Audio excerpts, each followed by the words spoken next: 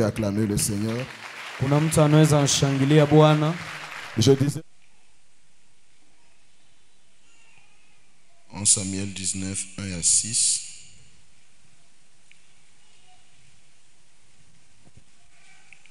Saül parla à Jonathan son fils et à tous ses serviteurs de faire mourir David.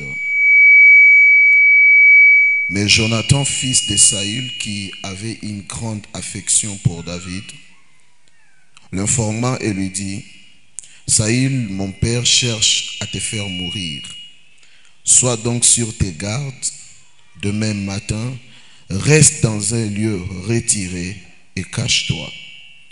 Je sortirai et je me tiendrai à côté de mon père dans le champ où tu seras. Je parlerai de toi à mon père. Je verrai ce qu'il dira et je te le rapporterai. Jonathan parla favorablement de David à Saül son père. Que le roi, dit-il, ne commette pas un péché à l'égard de ce serviteur David, car il n'y a point commis envers toi, au contraire, il a agi pour ton bien. Il a exposé sa vie, il a tué les Philistins, et l'Éternel a opéré une grande délivrance pour tout Israël, et tu l'as vu, et tu t'en es réjoui.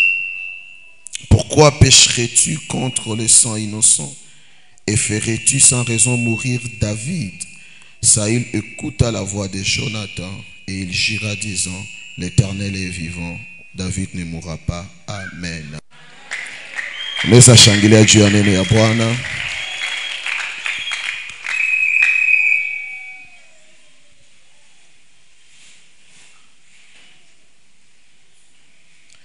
Bwana Yesu asifiwe. Ongeza hii shairi nayo. Je remis chapitre 1er, je remis 1er 18 19.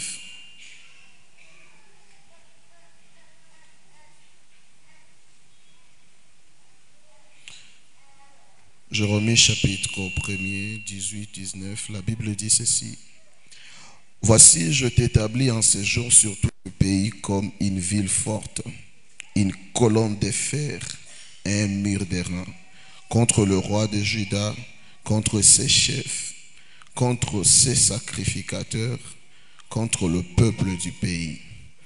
Ils te feront la guerre, mais ils ne te vaincront pas, car je suis avec toi pour te délivrer, dit l'Éternel. Amen. Bwana Yesu asifiwe.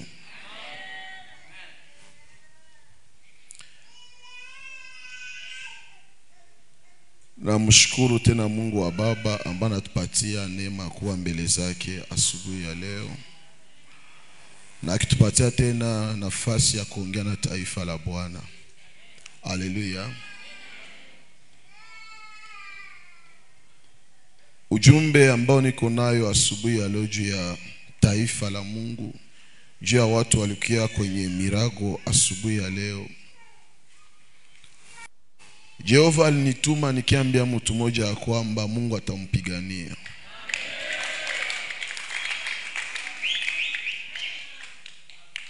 Bwana Yesu asifiwe. Nilikuwa nasema Jehova alinituma nikiambia mtu mmoja ya kwamba Mungu atampigania.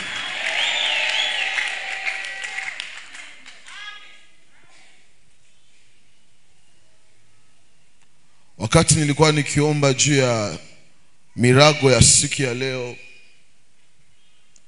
Roho Mtakatifu alinipeleka katika maono, na nikaona mtu ambaye anazungukwa na nyama za mpori zinamzunguka, zinatafuta mkula, zinatafuta mmaliza. Wakati alikuwa akiweka mikono yake kukichwa, akifunga macho asione gisi atakuliwa, nikaangalia mkono ya moto inashuka, haikugusa ole mtu lakini kachoma ile manyama zote. Na Roho akaniambia hivi, mtumishi wangu, wakati utasimama mbele ya taifa langu, uambie ya kwamba hivi wale maadui ambao wanawazunguruka, mie Bwana nitashuka na mimi nawamaliza wote. Na nafasi ambapo walikuwa akisema mwisho yangu inafika, Mungu atenda anza tena upya nao. Na Yesu asifiwe. Leo sikukia ongea na kila mtu. Nilikia ongea na mtu mwenye iko na vita zinamshinda miaka. Nilikia ongea na mtu mwenye iko na vita zinamshinda pesa. Nilikia ongea na mtu mwenye iko na vita zinamshinda akili. Nilikia ongea na mtu mwenye iko na vita zinamshinda makonaissance.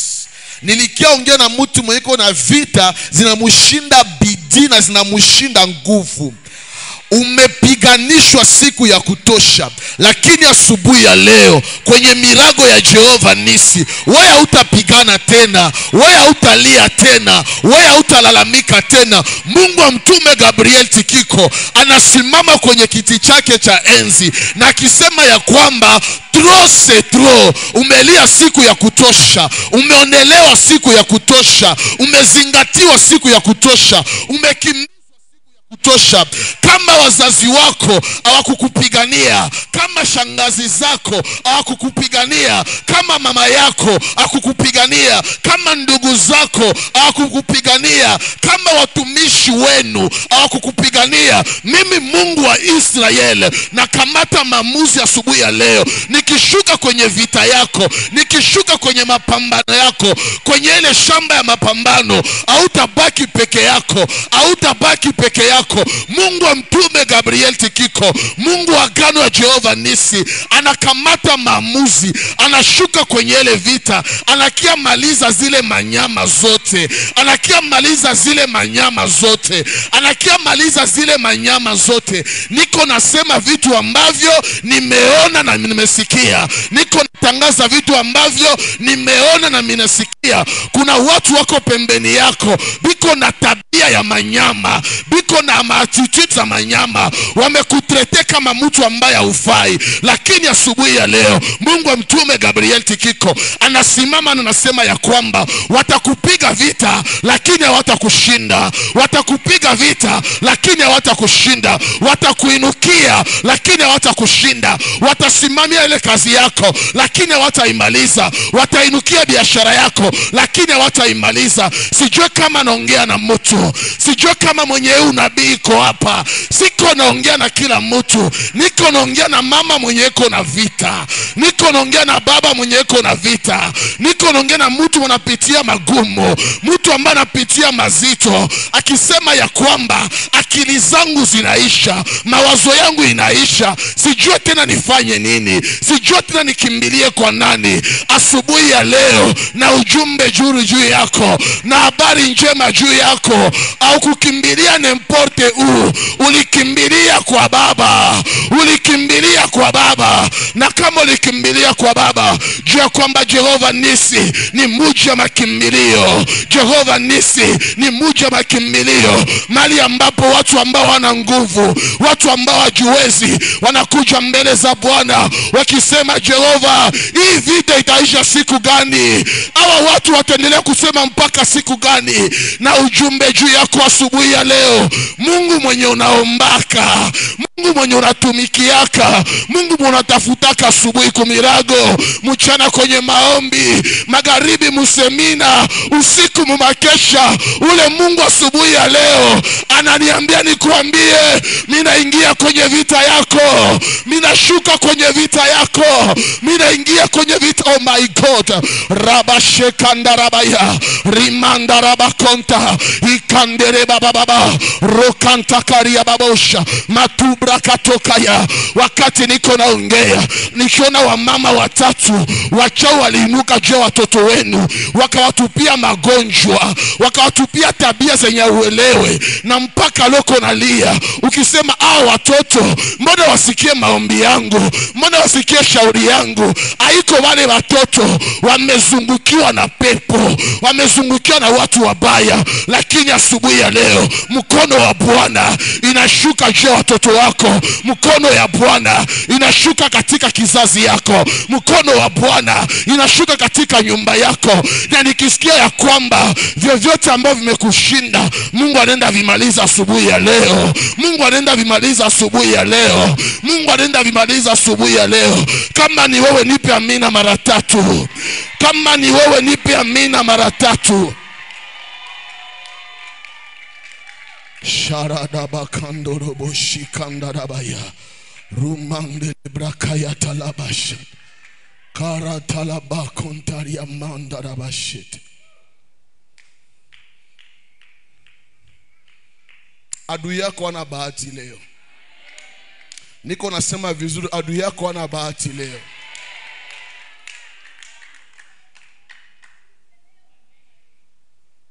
Nilishtuka usiku nikaomba, nikasikia roho ya kisirani. J'ai senti une colère sainte. Hatuwezi omba Mungu mzima na watu wa ovyo ovyo bandeli kwa chezea maisha yetu. Hapana.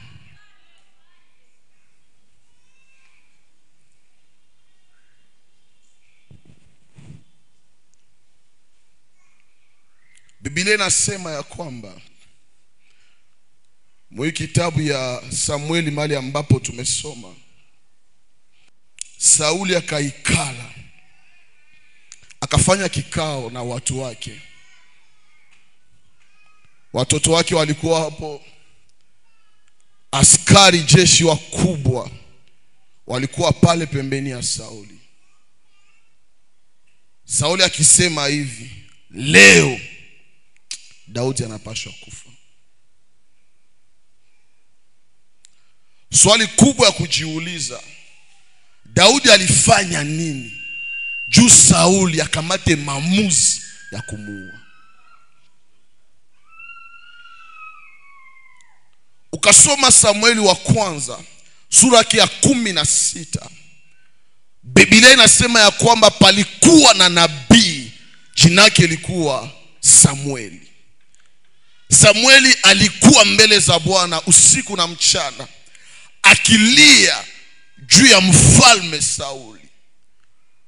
Mwanzo ya sura ya 16 ya kitabu ya kwanza ya nabii Samueli, Biblia inasema Mungu akaongea na nabii Samueli, akamwambia, mpaka siku gani utaendelea kulia juu ya Sauli? Mimi Bwana nimekwisha kumwachilia Sauli na nimechagua mtu aliye kama roho yangu.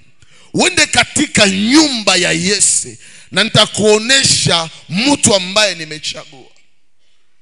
Nabii Samueli akaenda katika nyumba ya Yese, akaambia Yese aite watoto wake wote, kwa sababu mfalme wa Israeli amechaguliwa katika nyumba ya Yese. Yese akaleta watoto wake wote wa 7, akapitisha wa kwanza ambaye ni Eliab. Nabii akaona Eliab, akaona ya kwamba Eliab anastahili kuwa mfalme. Lakini roho ya Bwana akamwambia nabii Samueli, watu wanaangalia nje, lakini mie Mungu mimi naangalia ndani. Haiko Eliab. Bwana Yesu asifiwe. Akaleta Aminadab. Aminadab na akakuja mbele, na alikuwa anafanana mfalme, lakini Mungu akamwambia Samueli haiko ule. Akaleta Shama. Shama na alikuwa anafanana mfalme, lakini wakati Mungu alimuona, Mungu akasema haiko ule. Ile siku waliletaka wenye fanana kifalme, lakini ufalme haikukuwa yao. Bwana Yesu asifiwe. Nabii akauliza Yese, hawa ndio watoto wako wote? Yese akasema ya kwamba kuna baki kamoya kiko mpori, kiko na chunga manyama. Bwana Yesu asifiwe. Bien-aimé dans le Seigneur, acha nikuambie hivi, kenye Mungu alitayarisha juu yako, hata kama wengine ndio wanafanana wanakistahili, kama ni kyako kitakuchunga. Bwana Yesu asifiwe. Bien-aimé, ile kiti yenye Mungu alikutayarishia, hata kama una te yayo, hata kama una taye yayo, hata kama una masomo yayo, hata kama una experience yayo, bien-aimé, vitu vya Mungu haiko vitu vya kifua, ni vitu vya neema. Ni vitu vya neema. Sema nami neema. Sema nami neema.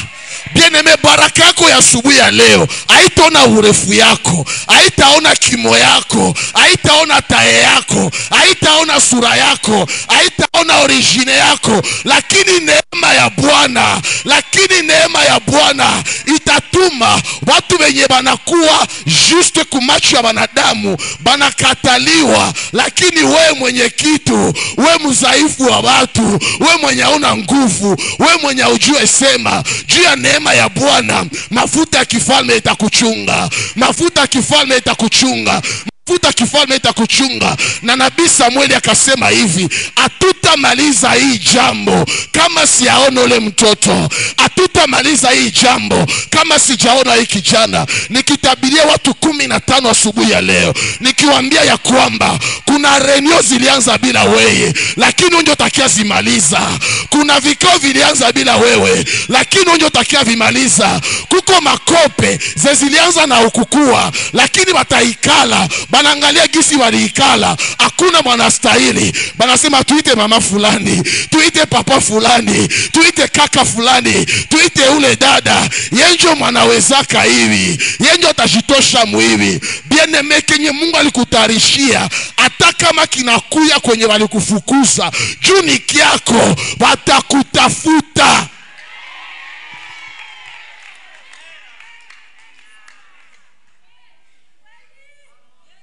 Haleluya. Bwana Yesu asifiwe.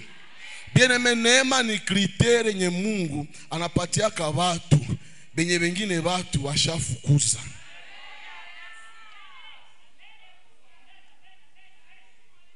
Haleluya.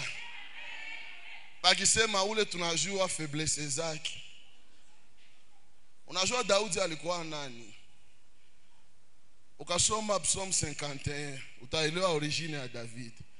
David seko naomba akaambia Mungu, mimi balinizala mzambi. Bwana Yesu asifiwe.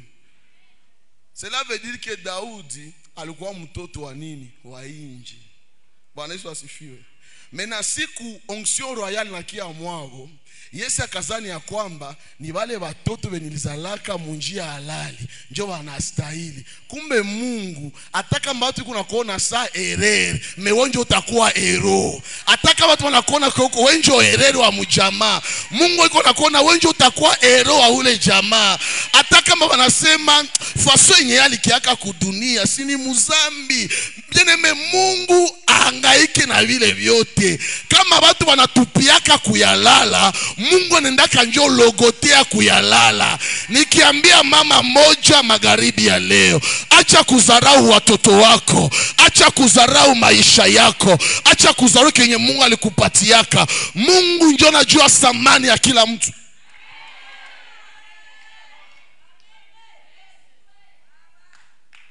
Kwenye unaweza zania hakutatoka kitu, njo kwenye Mungu anaweza tosha kia maana. Haleluya. Wakati Daudi alifika, nabii akakamata pembe la mafuta, akamwangia mafuta ya kifalme. Wakati alipokea mafuta ya kifalme, ukasoma Biblia vizuri sana, apre pale njoo roho moya hivi ya mubaya ya kutoka kwa Mungu ikaenda sumbua Sauli. Haleluya. Daudi anapokea mafuta, Sauli anapokea nini? Pepo. Na njoo konflikt anzia pale. Habakukuwaka fasi moya, lakini katika ulimwengu wa kiroho ilibidi bagongane. Mu 1 Samuel 19, Sauli anasema acha niue Daudi. Bien-aimé dans le Seigneur, kitu ya kwanza unapashwa elewa asubuhi ya leo, wewe kama Daudi ukaangalia vita inakuinukia, unaangalia maisha yako ya leo na maisha yako ya jana, hakuna sababu inasababisha hilo vita. Jua ya kwamba vita yenye uko nayo haiko juu ya leo yako au jana yako, iko juu ya upako yenye iko juu yako.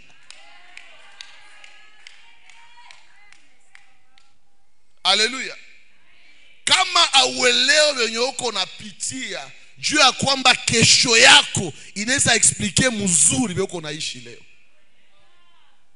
Sauli ni mfalme, Daudi ni mungere wa watu, ni mchunga manyama, anapokea mafuta ya kifalme, akapata neema, akaanza imba mnyumba mfalme, akaanza fanya deliverance ya Sauli, akapata ingine neema, akaua Goliath, akapata ingine neema, banamuke bakaanza muimbia nyimbo za sifa, bakisema Sauli aliua 1000 lakini Daudi aliua 10,000. Kisha Sauli akasema hivi, namna gani mie mfalme banaweza nipatia 1000, akaka Daudi banakapatia 10,000. Bwana Yesu asifiwe. Kama kuko roho utapambana nayo muisamdi solution, ni esprit ya Sauli. Bwana Yesu asifiwe. Sema na mie roho ya Sauli. Bien-aimé, roho ya Sauli ni adui mwenye iko wa mjamaa yako. Bwana Yesu asifiwe. Katika vita ya kiroho tumezoea kufundishia kwamba mtu atakuwa na adui wa mnyumba yake tu. Bwana Yesu asifiwe. Lakini asubuhi leo sikia hii jambo. Haiko tu wa mnyumba ndio anaweza kuwa adui. Katika maisha utapata hata adui mwenye haiko hata karibu yako, haiko ni shangazi, haiko ni muyomba, haiko mkabila yako, haiko dadako, haiko kakako, lakini juu ya neema yenye uko nayo, upako yenye uko nayo, ujio yenye uko nayo, anakusikilia wivu, anaanza kupiganisha. Haleluya. Kuko mtu mwana kuinukiaka, unamuona na unajiona amufanani hata kumeno.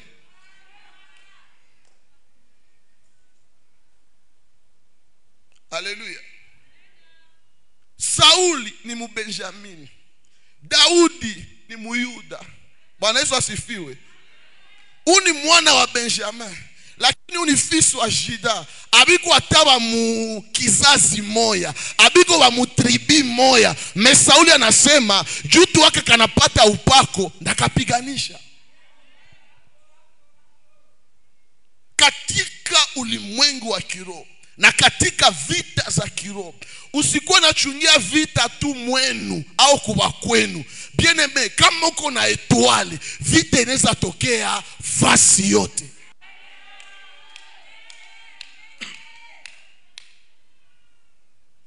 Haleluya. Kuko tu mtu mwenye munakutania naka naye mubiti ya Jehova nisi, mumirago ya Jehova nisi, mule anaanza kuzoea.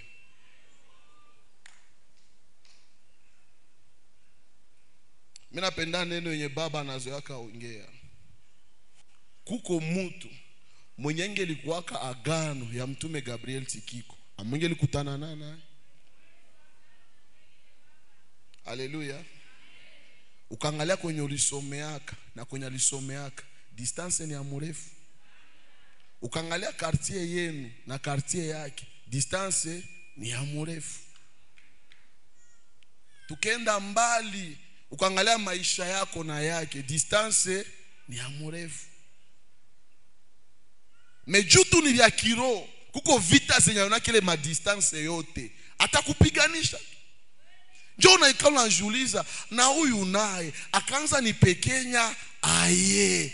Bien-aimé, haiko yeye, ni roho ya Sauli. Sauli angaikie jamaa yako, angaikie kwenye ulitokaka, jutu ya wivu na roho mbaya ataikalisha watu wanasema leo Daudi inabidi akufe.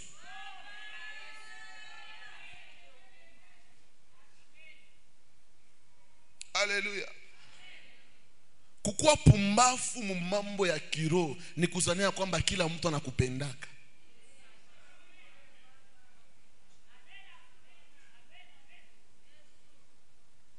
Haleluya. Dada anatuambiaka kila siku, sio nakia kujehova nisi, kuya wewe peke, rudia wewe peke, hautaliaka. Haleluya. Mwanzo ya kusamba mwi kanisa ni kushikokotea nini? Watu. Haleluya. Leo uyalia machozi ya moto, joba yasema urudie wewe ulisemaka.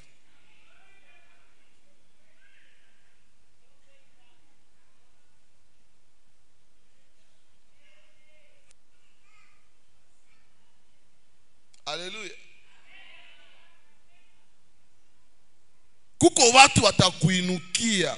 Unaona sasa mtu anapata tatizo, anapendaka aelewe na hiki nacho kilifika ae. Njoo mtu mwenye yuko normale ule. Mimi nafika hapa na hivi navyo nilivichokozea wapi? Haleluya. Unaikalo unaona mbona sikufuata kitu ya grave. Bien aimé, kuko wakati utapiganishwa haiko juu lifanya vya grave, mais juu wenjo wa grave. Haleluya. Ukajua kama hauko n'importe qui, hauko apele sa n'importe qui, utashika vizuri sana maisha yako na Mungu. Unakia kumirago, unapiga magoti, unainua mikono yako, unaita Mungu wa Baba. Après samedi solution. Kama hauna kazi hapa, rudia mkazi, wende kunyumba ufanye maisha yako, utakia shuhudia nyuma na utajepushia vita za zina maana. Bwana Yesu asifiwe. Roho ya Sauli. Sauli ni jitu mwenye yuko wa mjamaa yako, na atakupiganisha juu usiendeleshe jamaa yako.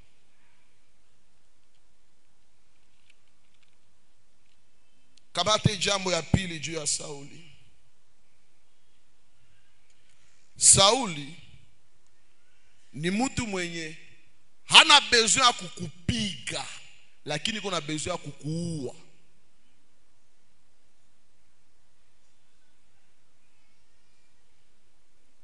Bwana Yesu asifiwe. Kwa wengine maadui wanakuwa tuna besoin ya kupatishe haya bakuaibishe na biishie pale. Me Sauli haiko vile. Yeye anafanya reunion. Jo afe nini? Akuue. Mena ile kuua iko dimension za mingi sana. Dimension ya kwanza ya kuua mtu ni kumuzimisha. Haleluya. Kukuzimisha namna gani? Make pale kwenye unaikalaka usipaikale tena. Kama ni munyumba bakufukuze. Kama ni mukazi bakutoshi. Kama ni murafiki ya maana abiharibishe. Make kote kwenye unaweza pata kafaida, roho ya Sauli inapashwa inuka juu akutoshe pale. Lakini asubuhi ya leo kuna neema ya Bwana itakonfondre kila Sauli wa maisha yako. Bwana Yesu asifiwe. Sauli akafanya kikao akisema hivi, leo inabidi Daudi afe nini? Akufe. Haleluya. Wakati Sauli anaikala juu amalize maisha ya Daudi, Biblia inasema ya kwamba Jonathan mwana wa Sauli akaongea na Sauli baba yake, akamwambia, lakini depuis tunaishi na ugarson, mbona si aonaka hata kibaya moja kinye nafanya? Bien aimé, acha Mungu amtume Gabriel Tikiko akuinushie mtu atakusemea kwa wanataka kumaliza. Akuinushie mtu atakusemea kwenye biko na kupangia sumu, abaingie mubichwa, awaambie mbona huyu mama haya kutendeaka mabaya, mbona huyu mtoto ni inosamu hivi vitu, jua nini munatamu maliza. Bwana Yesu asifiwe. Bwana Yesu asifiwe. Mu verset premier 1 Samuel 19, Sauli anasema inabidi David afe nini? Akufe. Mais mu verset 6, ule Sauli anasema Daudi hatakufa tena. Niko natabiria watu 10 asubuhi ya leo. Maadui yako wanaenda badilisha programu. Maadui yako wanaenda badilisha programu. Mwenye alisema atakumaliza, Mungu anaenda badilisha maneno ya kinywa yake. Mungu anaenda badilisha programu alipanga kontre weye. Alipanga atakuua, lakini kuna jambo itapitikana, dhamiri zake zitalamuka. Na nasema ule mama, tusimfanyizie tena vile. Bien-aimé, Mungu wa hii mazabao akusemee kwenye hauko. Mungu wa hii mazabao akutetee kwenye hauko. Mungu wa hii mazabao akutetee kwenye hauko.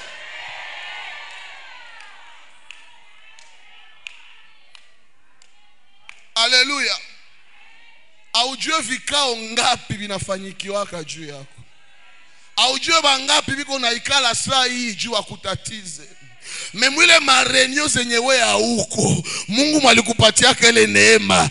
Iko na macho 7, anaona kafasi yote. Na ule Mungu mwenye iko naona kwenye wewe hauone, acha kuneemishe, akutetee kwenye hawezi jitetea, akusemee kwenye hawezi jisemea, akupiganie kwenye mikono yako hawezi fika.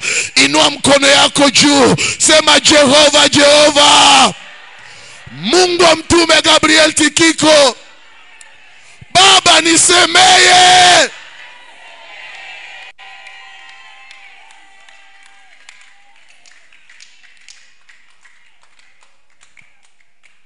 Haleluya.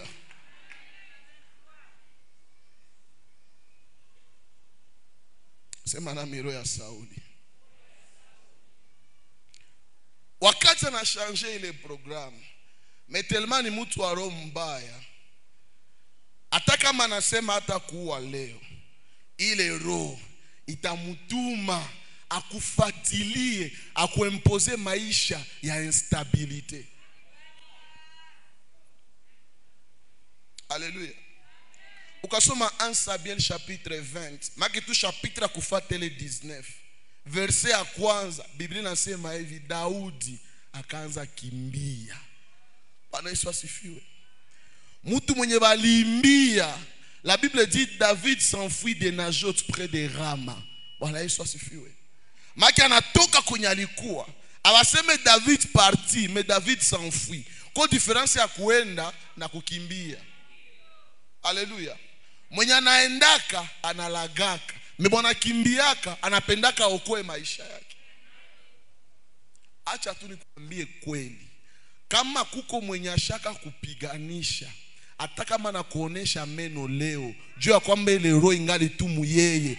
Kuko siku atakumbukaka, anakufuatilia tena. Voilà pourquoi usikuwe naif, usikuwe pumbafu. Kama alishakupiganisha siku moja, kuko tena siku atafaka nini, atainukaka.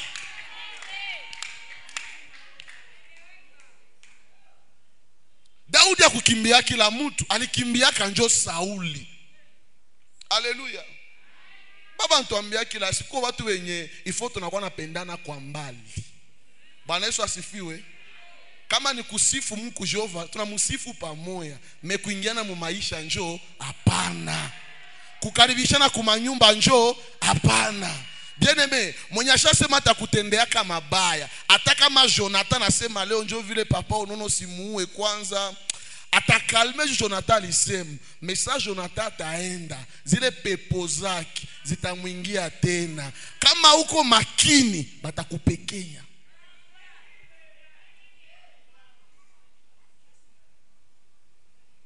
Esprit ya Saul ni ile esprit na kupiganisha mpaka unakuwa instable. Unakuwa na maisha ya kukimbia kimbia, maisha ya boga, au ikalete nafasi moya, au ikalake mukitu kimoya. Bwana Yesu asifiwe. Unashikuta leo kwa mwi uchuruzi, esprit ya Sauli na kuinukia, unashange uchuruzi unaingia mu wengine. Unaanza tena hivi navyo, anavifuatilia, unatoka hapa, unaenda kule vile. Unakuwa na maisha ya kufanya nini? Ya kuhangaika.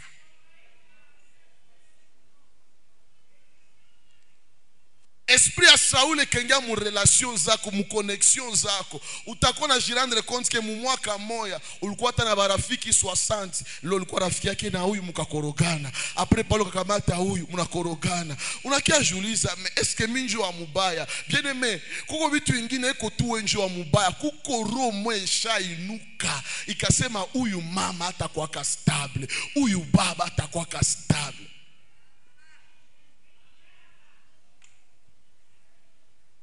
Haleluya. Siku Mungu aliumba mwanadamu, alimutiaka mubustani ya Edeni, akamwambia na wewe ikala pale, upumzike, ulime, ukule na uendeleshe maisha. Maana yake pense ya Mungu juu ya mtu ni stabilite. Me ukapata adui sasa Sauli, atakukosesha amani. Haleluya. Sa ile roho inakuinukiaka, unaanza jilani we peke na kuna mweko na kulaani. Unaikalo na jiona, eske minjo wa mubaya, lakini unasema sasa fulani alikiaka akafanyikiwa pale. Sasa mimi nakuya vitu vinaharibika. Me problem ni nini? Maisha ya kufanya nini? Ya kukimbia kimbia.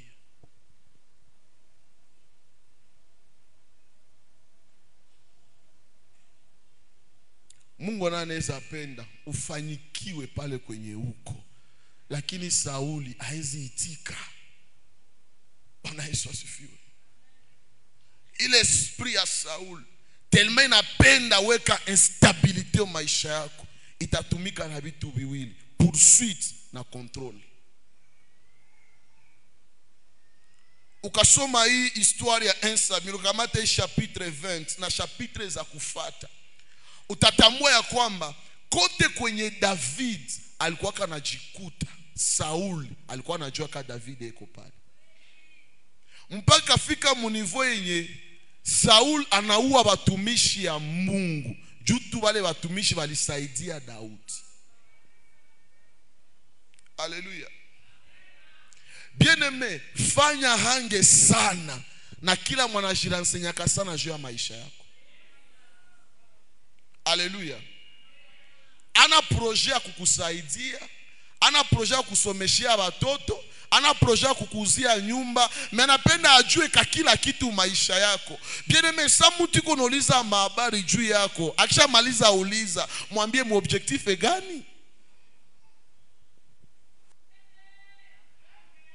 Anapenda ajue kuna kuwaka asubuhi, mchana utakuwa fasi gani, magharibi utakuwa fasi gani, ulikula kamboga gani magharibi, na utavala nini. Bien aimé, ile ma information zote haiko hasard, ni esprit ya contrôle yeko natumika na ule Sauli wa maisha yako. Iko na récolter ma information juu ajue fasi gani atakupigia mzuri sana. Lakini acha nikwambie hivi, katika Biblia kuna mtu jinake Herod aliambia wa majusi, mwende mkamate ma information juu ya ule mtoto ambaye atazaliwa, na sasa mtajua mafasi ambapo atazaliwa, mtakia niambia na nene ni muabudu. Kumbe Herode akukuaka na nia kwenda abudu Yesu, lakini alikuwa na nia kwenda uwa Yesu. Kuko mwenye anaweza uliza habari juu ya maisha yako, haiko juu ya kwa kusifu, ni juu ya kia kuharibisha. Lakini kitu gani mimi napenda, wakati Herode anatafuta kuya uwa Yesu, malaika kachomokia wa majusi akawambia hivi, msirudie kwa Herode, paske Herode anatafuta uwa. Wakati watu wako na rekolte information juu yako, jua kwamba mbinguni iko nasikia na Mungu iko naona. Mungu atakonfondre kila esprit ya control yenye iko juu ya maisha yako. Kila mwanafuatilia kazi yako, kila mwanafuatilia vitu vyako, asubuhi ya leo Mungu wa hii madhabahu atenda mkonfondre.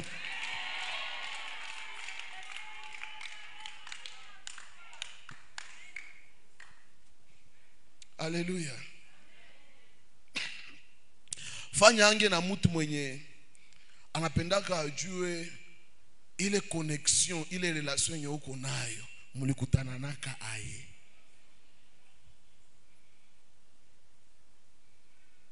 Haleluya. Njoma na mtu wa kiroho na mtu wa roho asemake vyote juu yake. Haleluya. Usikueleza nguvu zako sana. Jumu kueleza sana nguvu zako. Kwa hiyo watajifunza zile nguvu, juu bazimalize.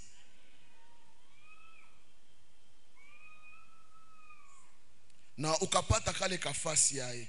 Unaona njoo vile tulipiga kopu fulani na nikafika leo, Mungu ashanemisha nikafika hapa. Ota sana sasa tasema basi sifa irudilie Mungu. Ile sifa ni ya mkinyo lakini muro polu kitu lunavimba.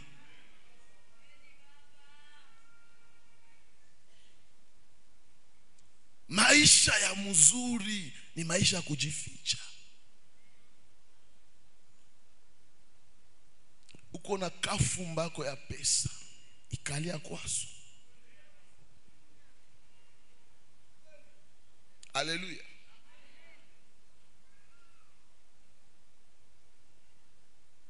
Kujionesha sana ni kutabiri kifo.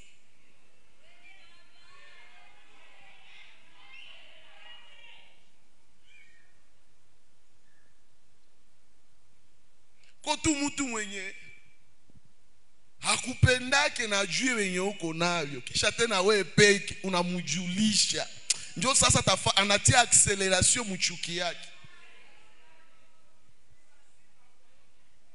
Haleluya.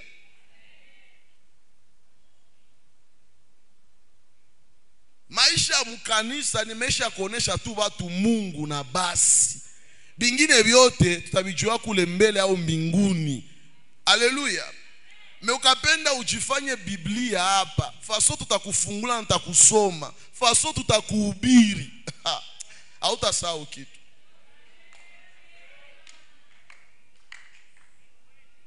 Haleluya. Maisha yako iko Biblia, kila Mkristo anapaswa fungula. Chapitre 1, chapitre 2, chapitre 3, chapitre 4 hapana. Mtu mwatenda mbali anajua jificha.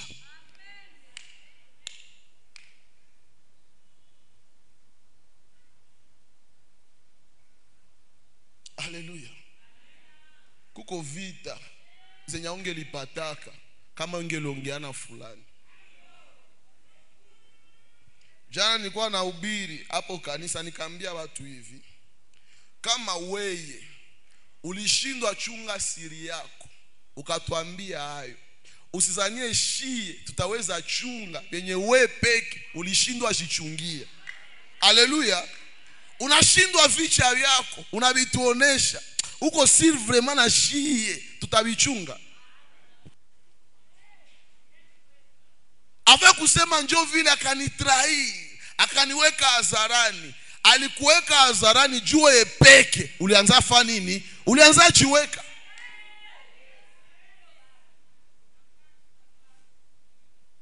Haleluya. Leo ndabaitikisha, ndabaonesha, batasentir. Bien aimé, tukisha maliza sentir, kuka mulozi kamwe na weye katakuferi sentir.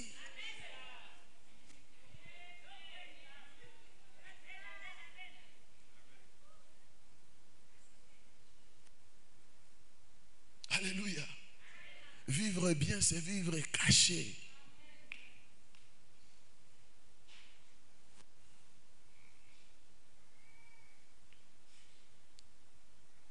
Saul iko nafuatilia maisha ya David, ana récolter ma information. Sana récolter zile ma information zote. Maisha ya Daudi inakuwa ya kufanya nini? Ya kusunguruka. Kitu ya ine ya mbaya sana. Esprit ya Saul ikainuka juu ya maisha yako, utapata kitu wanaitaka de problème en série. Manake vita zinafanya nini? Za kufatana.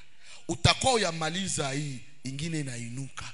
Au yabalize nyele inuka, ingine inainuka. Nyo nasikia mtu unapata shida ya madeni, mtoto anagonjwa, wengine wanafukuza kwa masomo, manguo zinaisha, maproje asiendelee, unajiuliza maombi haiko tena nafaa kazi, tatizo iko maombi. Sauli alifanya nini? Aliinuka. David alifika munivo yenye na kwabo kunyumba haezi pafika. Juu Sauli akasikia tu alifika pale, anaenda chinja. Haleluya. Ilifika wakati yenye Daudi anaenda jivicha kuba Filistini wenye walikuwa kama adui wa Israeli. Kisha mfalme moya anakia pale anaangalia, usi ni Daudi ule mwaliwa Goliath. Daudi akasema hapa mimi nafanya mimi nakufa. Ule mnasikia kama mfalme Daudi akajifanya kiwerewere, akaanza tosha mate mandevu. Kisha mfalme akasema, huyu ndio Daudi huyu vraiment. Asi hapana, hiki ni kiwerewere tu mwa hivi. Bien aimé, Sauli akakuinukia. Malgré le maisha uko na utaanza fanana kiwerewere. Wenjo uliua Goliath, mais je esprit ya Sauli na inuka, unaanza tosha mate mu mandevu, banaanza kuita pumbafu, banaanza kuita duru. Juu ya nini? Vita zinapita.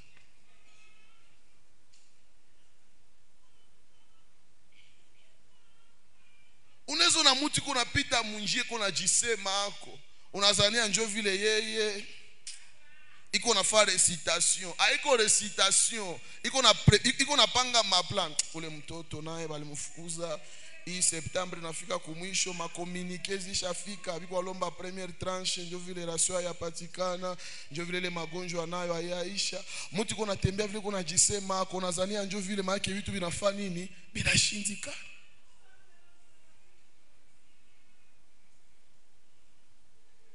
Haleluya. Kuko adui anaweza kuinukia na saa kulala unakosa usingizi. Unakunya dawa ya kukulalisha, usingizi inakatala, macho yanakauka saa tuska. Unasema usingizi ilifanya nini, ilienda wapi? Bien aimé, problème ya kulala iko usingizi, problème ya kulala ni amani ya roho. Kama una amani hawezi lala.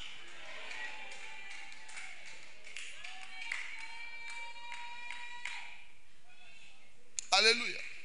Asubuhi ya leo Mungu wa madhabahu atapiga Sauli katika maisha yako.